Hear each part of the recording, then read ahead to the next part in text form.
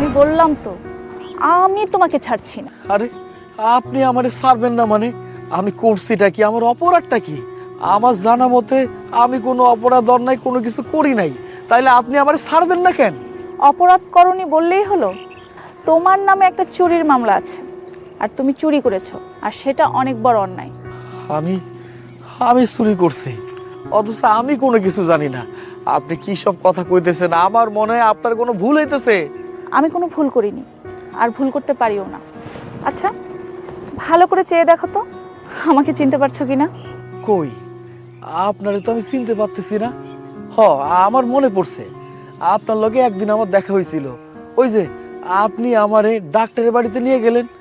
এছাড়া আপনার লগে কখনো কোনোদিন আমার দেখা হয় নাই আমার জানা মতে। শুধু কি তাই, 2 বছর আগে কলেজের সামনে আমি যখন কলেজে যেতাম প্রত্যেকটা মানুষ আমার দিকে তাকাতো, আর তুমি ভুলক্রমেও আমার দিকে তাকাতে না। আর সেটা দেখে আমি তোমার প্রতি ইমপ্রেস। তারপর থেকে আমি তোমাকে ফলো করা শুরু করি। তুমি কি করছো, কোথায় যাচ্ছ, প্রত্যেকটা খবর আমি নেই। আর কিছুদিন আগে তুমি তোমার পরিবারকে সাহায্য করতে গিয়ে তুমি তোমার বইগুলো পর্যন্ত বিক্রি করে দিয়েছো। আর আজকালকার যুগে কেউ তার পড়াশোনা বাদ দিয়ে বই বিক্রি করে তার সংসার চালায়? তোমাকে না দেখলে আমি কখনোই সেটা বুঝতে পারতাম না। আমি এখন সবকিছু বুঝতে পারছি, কিন্তু আমি কি কমু কন্ত? আপনি তো আইনের লোক, কোন আসামিরে কি শাস্তি দিতে হয় সেটা আপনি ভালো জানেন।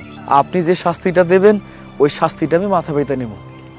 আচ্ছা ঠিক আছে, শাস্তি আপনি পেয়ে যাবেন, তবে এখন তো সন্ধ্যা হয়ে গেছে, আর সব অপরাধীকে সব জায়গায় শাস্তি দেওয়াও যায় না। এখন যেটা দিচ্ছি সেটা নাও। রাশেদুল, বইগুলো রাখুন ওদিকে।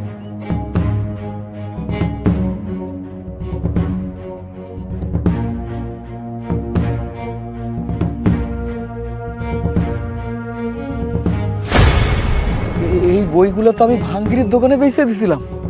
হ্যাঁ, সেটা আমি দেখেছি, আর তখনই আমি তার কাছ থেকে এগুলো কিনে নিয়ে এসেছি।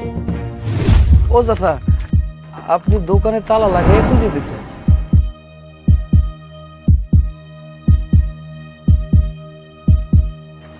কাকা, এই বইগুলো কি আপনি কিনেছেন? হ্যাঁ, আমরা কিনেছি। কাকা, বইগুলো তো আমার লাগতো, আপনি আমার কাছে বিক্রি করে দেন।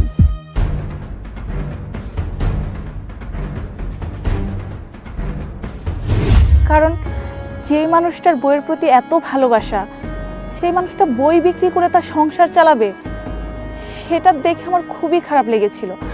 তাই আমি এগুলো নিয়ে এসেছি শুধু তোমার জন্য।